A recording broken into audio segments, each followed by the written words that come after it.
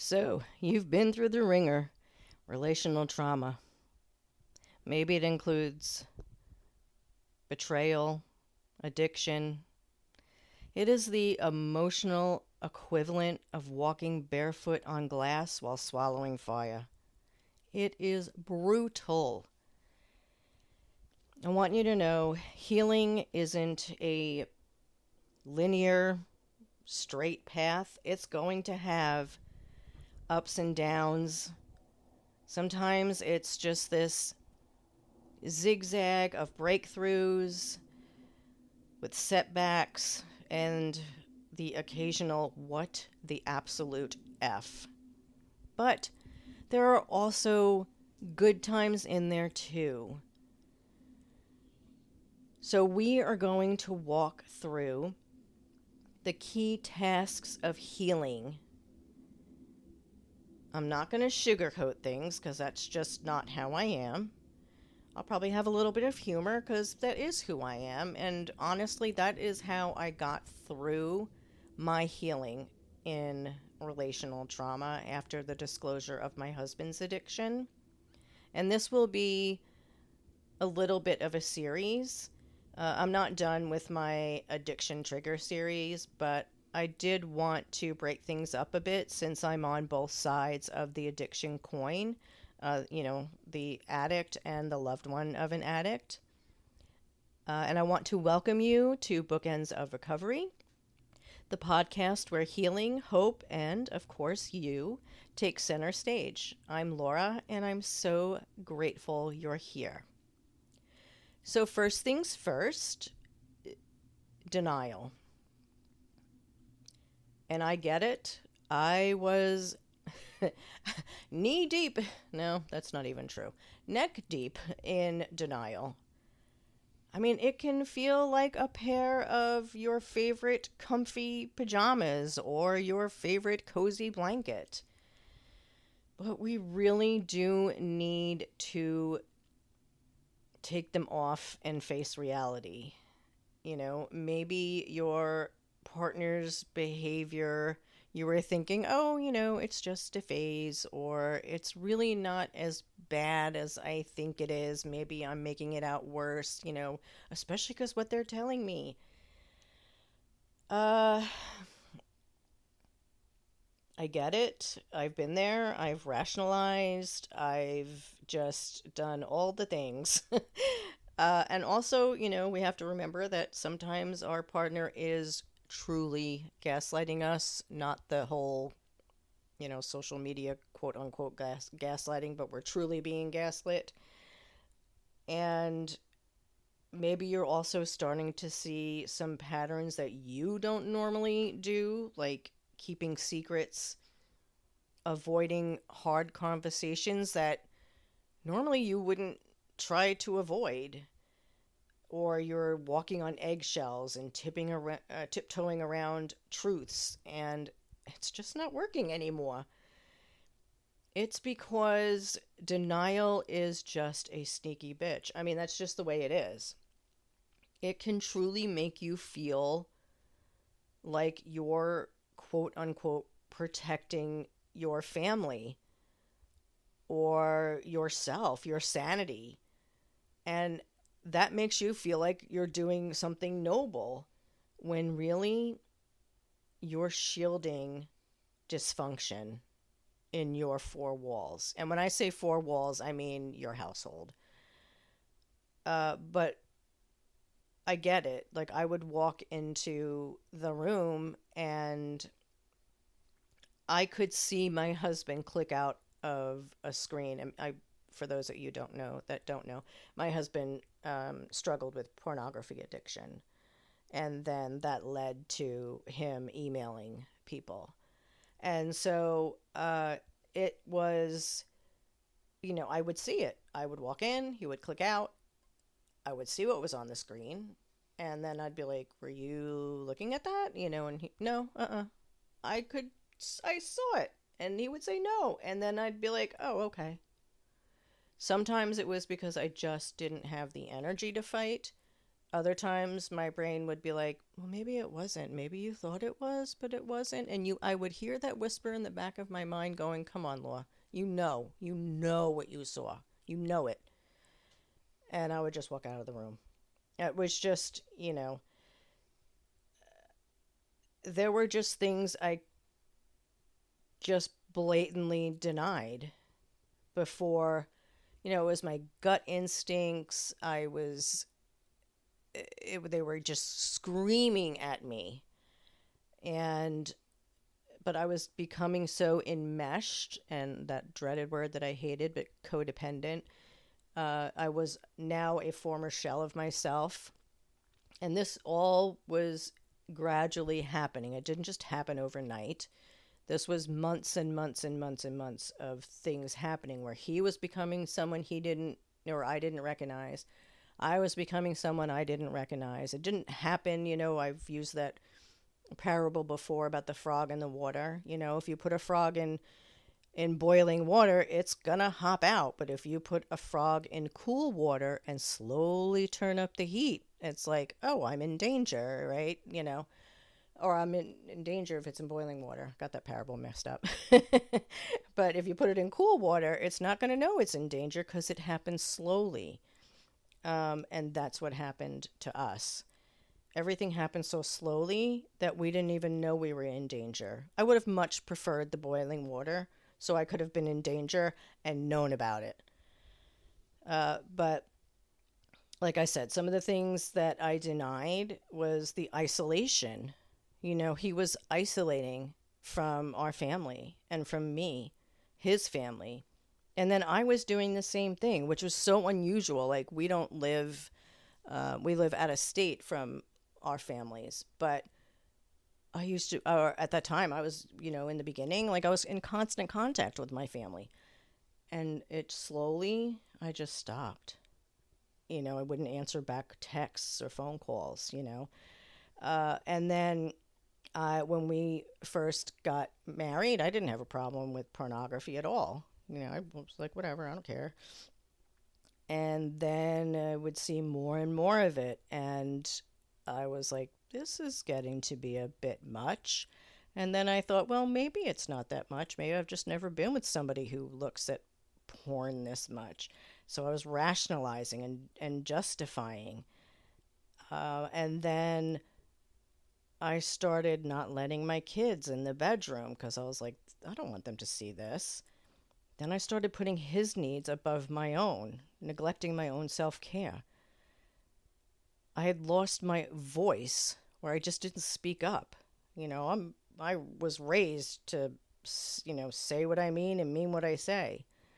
And then the worst was I was going against my own core values and beliefs. And so if you're in denial, it's okay. The first step is acknowledging it. And that is something to be proud about. So after you've recognized that you're in denial, you can start writing down when you see the signs of your concerns and then get educated about your loved one's addiction. And I may be speaking about pornography, but it can be whatever it is, whether it's alcohol, drugs, gambling, shopping, whatever. Just notice when you're seeing the signs so that if you are being gaslit or you're feeling doubt within yourself, you're not quite sure, write it down so that you can validate it for yourself. And then educate yourself, understanding the nature of addiction is important.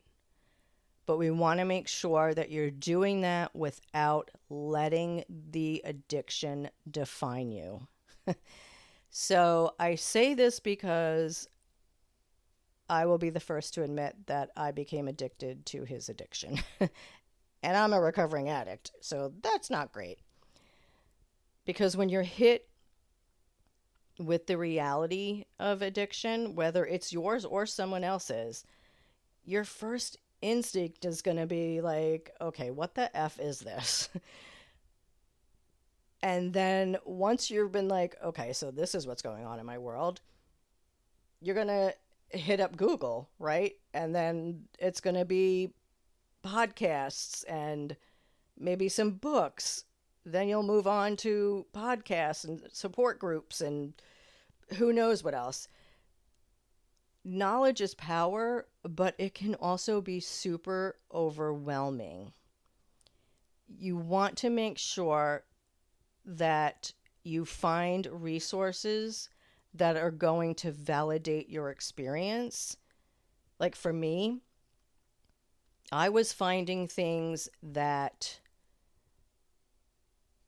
taught me about his addiction, which was good, but it also was not so good. For example, and I'm not going to go into detail because I don't want to trigger anybody, but I will say like there were certain behaviors that I would, I would read those. I'll just say like I read a book, and then I was like, oh my goodness, so this is what pornography addicts do? Wait, so this is what I have to worry about my husband? He's going to do this behavior? So then I would ask him about it, and he'd be like, I do not do that. I'm like, okay, but this person does. And he's like, but I'm not that person. Or he would, then I joined a forum, which was super unhealthy. They encouraged me to do behaviors which were not great. I'll talk about more of that in a second.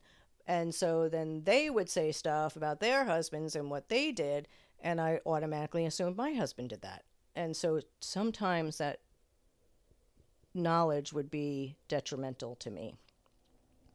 And so you really need to make sure that when you're doing your research, you don't assume that everything applies to you or your loved one.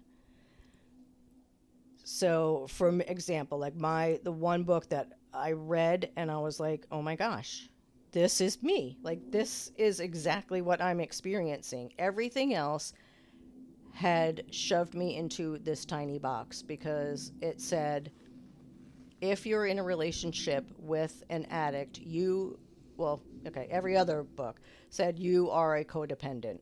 And I was like, but I'm not.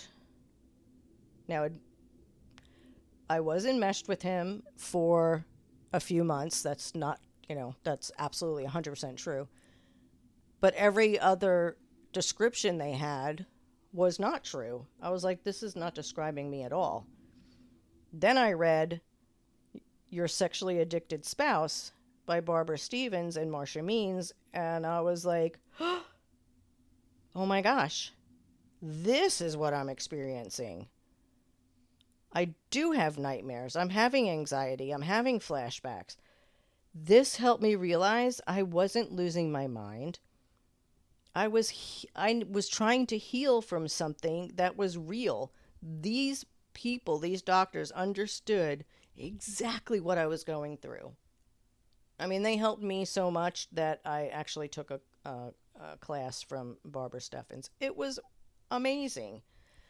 So that's what I'm saying. Make sure you find resources that understand what you're going through. Find what works for you, whatever that may look like.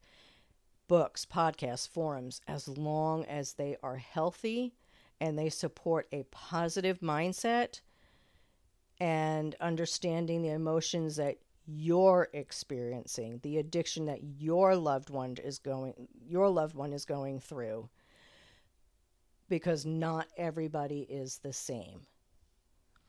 And if you want, you can take a moment now to think about what medium is going to work best for you, whether that's audio or visual, because not everybody is the same, right? You're listening to a podcast right now, so maybe, something audio would work best for you.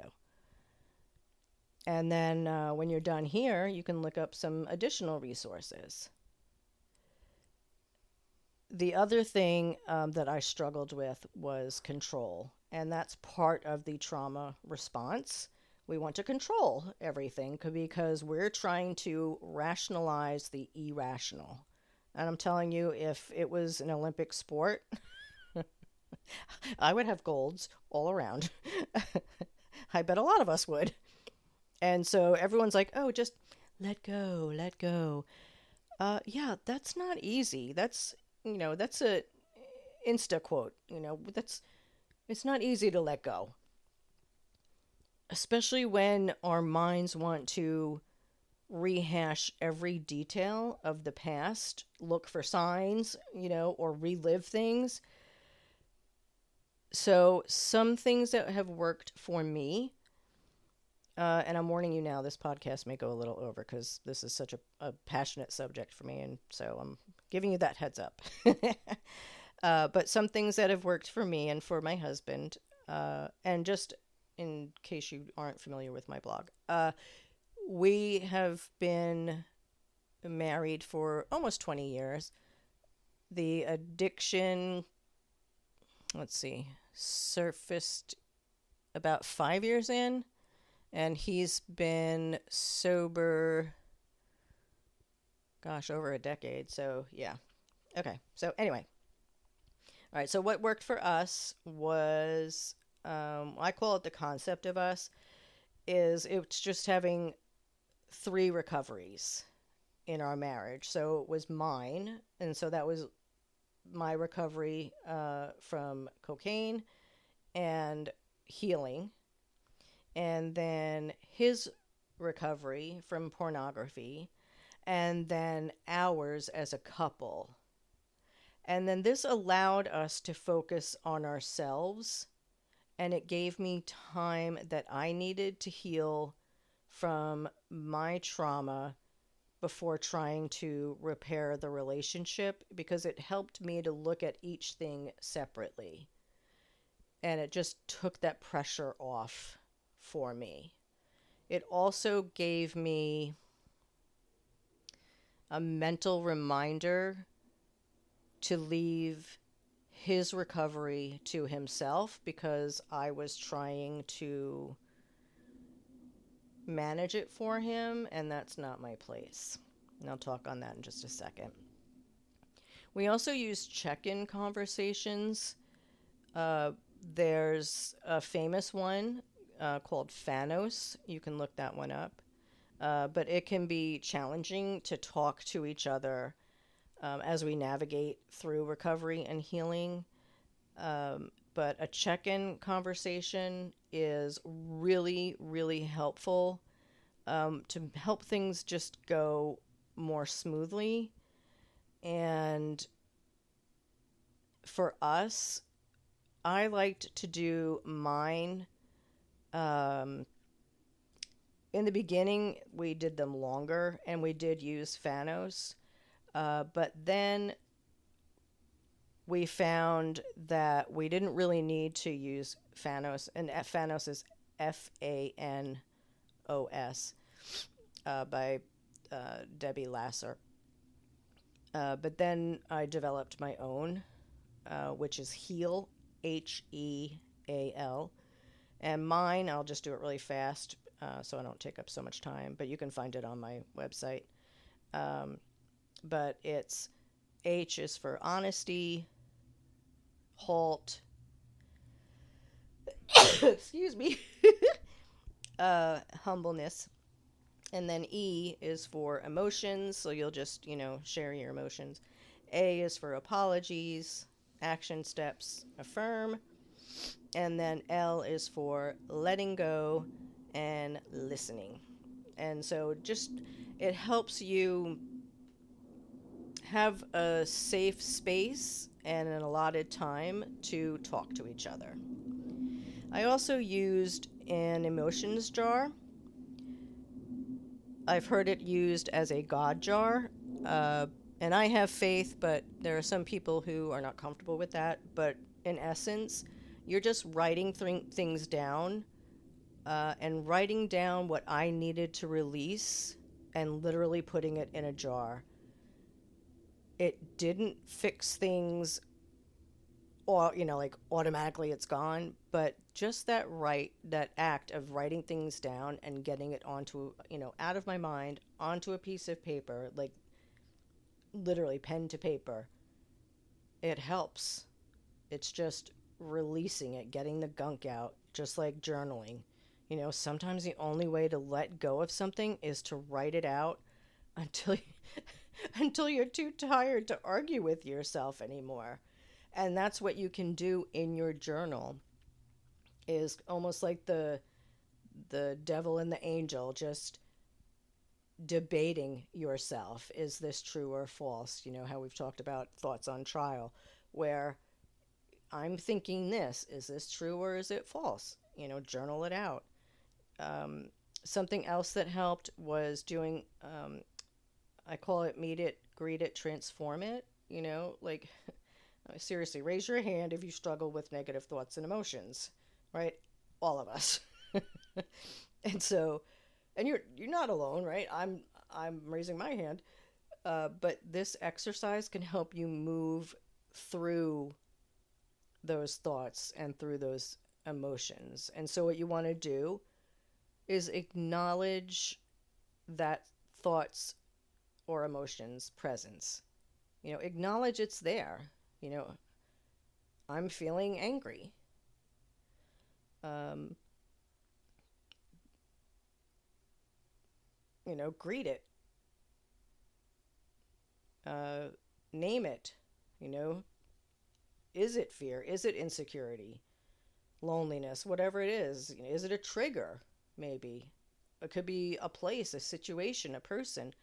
Then allow yourself to move through that thought or emotion and process it. It's okay to feel uncomfortable. I think I won't speak for all of you because I don't know you, but I know for me, anger, if I sat with it and I said, okay, I'm feeling angry, and then I acknowledged it, right?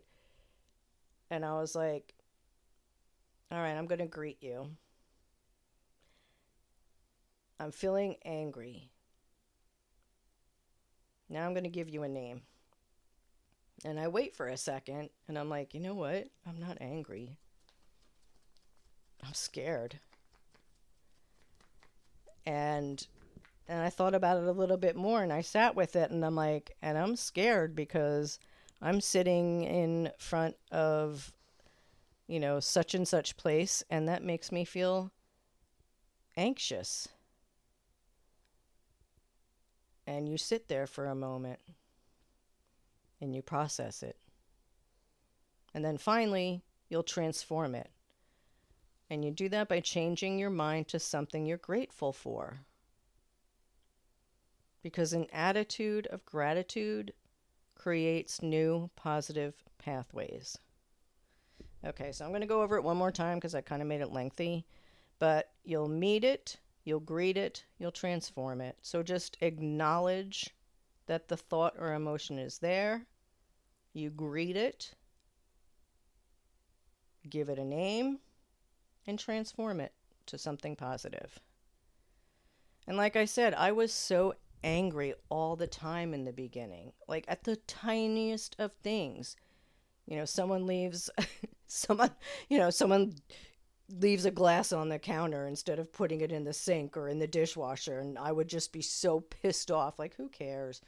But, and I would tell my counselor, I was like, you can't believe, and she would talk to me about it, and she was like, are you sure that's what you're angry at? And I'm like, yeah, like, well, how inconsiderate. And after a little bit, she was like, are you sure you're not angry at yourself? And I'm like, what do I have to be angry at? I didn't leave the glass on the counter, and I didn't do that. And she was like, well, just think about some of the things you've been through, blah, blah, blah. So I was driving home, which is how I usually did it. I processed on the drive home. And I realized it wasn't anger. Anger was not the real emotion. I had my own guilt to deal with. I had not been present for my kids the way I should have been. And I let anger run the show. And, I wasn't the cause of my husband's addiction. I didn't let it shape, everything, but I did let it shape my reactions. And of course, it's natural. I was trying to survive in a chaotic situation. I was in a trauma response. And so I had to own that without excusing any of his behaviors and without guilt because I had to let that go because what I was doing wasn't healthy. And I had to stop wasting energy on what I couldn't change and focus on what I could. And I sat my kids down and I apologized. And to my surprise, they were like, "No, you're fine. You didn't do anything wrong." And I was like, "Wait, how could you say that? Like, I was a hot mess." And they were like, "No, you're good." I mean, sometimes they surprise you. I just got a text, what's today? I just got a text 2 days ago, and one of my kids thanked me for being such an amazing mom. And, when they were growing up, they're all out of the house, but I was just like, wow, sometimes you surprise yourself. Definitely our own worst critics, right? But yeah, I think something else to, like I was mentioning earlier, is something else to keep in mind is that uh, we can't control somebody else's sobriety, only our response to it. I'll be the first to admit we also can't control their recovery, you know.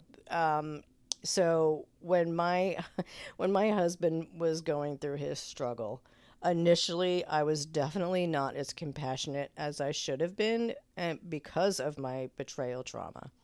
And it took me time to wrap my head around everything and realize that I had to give him the same grace that I would have given anyone else that was struggling with any other kind of addiction. It was just because obviously it's in my own four walls and it was personal. It felt personal. But I bring this up because I had to understand that he was the only one that could set his bottom lines. And if you're not familiar with bottom lines, like for me, my struggles with cocaine. So my bottom lines are obviously cocaine, stimulants, stuff like that. His bottom lines are obviously pornography and anything like that. Um, so I couldn't get inside his mind and make those decisions for him. I would have loved the opportunity, but that's not my place. And it was my choice whether or not to accept his bottom lines or not. And the same held true for his recovery. Whether he wants to go to 10 meetings a week, no meetings a week, like that's his choice, not mine. And it's the same for me, like what I choose to do with my recovery. He can define it any way he wants. And if I don't like it, I'm free to leave. And he has the same choice with me in my recovery. And that may sound harsh. And it may sound like we're not a couple that works together as a team, but in actuality, we are. We're setting our own boundaries. I set my boundaries on my recovery. He sets his boundaries on his recovery. And we have the choice to like it or not. And that's why we use check-in conversations, the concept of us. So if you're in a relationship, both people need to be in active, healthy recovery and healing. Otherwise, you're just spinning in circles. And frankly, I know I don't have the energy for that. But you need to do what works best for you in your relationship. And obviously, if you're starting out in the beginning, there are going to be stumbles and setbacks. I think, I've said this a million times, there's only been one person that I know of who said, I'm committing to my recovery, and they never had a setback. Setbacks sometimes are a part of people's recovery. It's how they handle them and move forward that's important. And the setbacks should be less and less as they go forward. And they should be learning more about recovery and healing. And it really is healing and recovery. It's a full body experience. It involves everything from your heart, your mind, even my dusty my dusty ass treadmill. But really, taking care of yourself is part of rebuilding yourself, your self worth. I don't know about you, but mine plummeted. I don't love exercise, but I do feel better after I've moved my body around. I talk about my Oculus. I love that thing. And so I want you to, if you can, make an effort to, just do whatever you can to get your body moving. And also make sure you're making an effort to make connections. Find your people because isolation sucks. We oh, as people in recovery from addiction, we talk about it being fueled by shame. Uh, Recovery is fueled by connection, not just any connection. Uh, as I mentioned, I made the mistake of connecting with unhealthy people, and they were encouraging me to do unhealthy things, constant hypervigilance. And all that did was prolong my healing. No, that's right. Am I saying that right? It took me forever to heal properly because I was stuck in such a negative headspace that I would just feel anxious anytime I logged onto that forum because everyone was just encouraging me to do terrible things. Just, scroll through his phone, log on to his computer, check his history. I wouldn't find anything.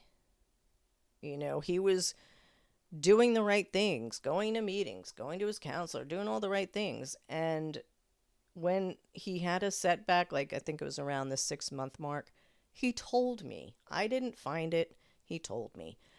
And so I was just wasting my time. And again, like I said, it was just time away from my kids that I could have just spent with my kids. And then, like I said, I was planting ideas in my head.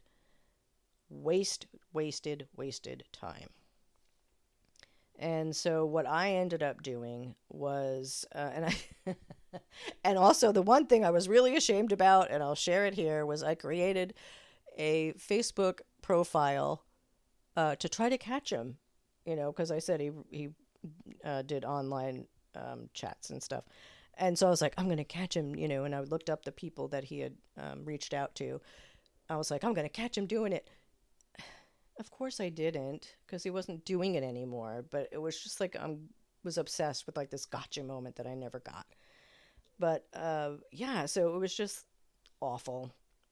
But so I started in 12 steps, went to support groups and non-secular meetings, and it helped remind me that I wasn't alone. And I'm telling you, healing happens faster when you stop trying to white knuckle it in the dark or when you're visiting unhealthy sites. It's just way better. And even after all the work I did, that shame still lingered. Like, how after you do like hard boiled eggs and it hangs in the air? That was my shame. Stinky, stinky hard boiled eggs. And for me, I had to get honest with myself and my therapist and my journal. I had to dig deep and accept that, my past choices didn't define me. And honestly, once I made peace with my mess, I could finally laugh at it like I just did. It's embarrassing that I did that Facebook thing, but it is kind of funny.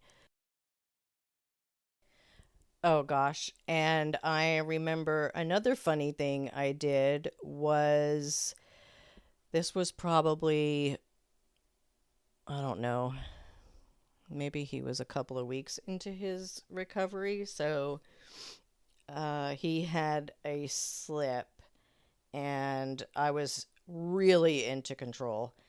And so I was like, if you have a slip, uh, then I'm going to take the router.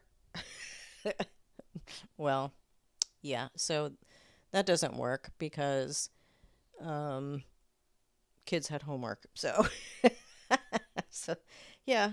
Anyway, I can laugh at that now. It's just, you can't beat yourself up. You can't.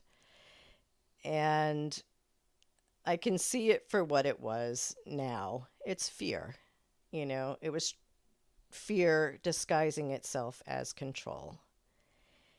Looking back, like I said, it was lost time, just obsessing over his addiction. All that snooping and spiraling and just living in constant anxiety. That time I can't rewind. And so instead of beating myself up about it, I had to grieve, sit with that loss and then move forward. And if that's something that you need to do, that's okay. Because if we keep looking back, we'll miss all the good that's ahead of us. And there is just too much life left to live to stay stuck in our past. If you're in recovery and healing, whether that's from betrayal trauma, from addiction, or even just the emotional chaos that comes from all of it, I want you to know this. You are not broken. You're healing. Healing is messy, but it's also beautiful. There's so many beautiful things that come from it. Yes, disclosure hurts. I wouldn't be where I am today without it. I am so happy in the fact that I was able to turn something that hurt into something that I can now close my eyes and not have chaos. Like that, for me, having emotional sobriety now, I am absolutely grateful for. So keep going. Keep laughing whenever you can. Even when you're on your lowest day, find something to laugh at. Find that silver lining. Write if that helps. Please, for all things holy, please don't get hypervigilance. It's a bitch. Because you deserve peace and not another downward spiral. Ask yourself, what is one small step you can take today towards your healing? Because you deserve it. Please let me know if you have any questions. I would love to hear from you, and I'm happy to help. I'm here to support you. I respond to your emails unless you're a solicitor. Be on the lookout for a worksheet on today's topic. And if you want exclusive worksheets, sign up for my newsletter. You can also message me on Facebook at Bookends Addiction of Recovery, or you can share your thoughts with me on my latest blog post at bookendsofrecovery.com.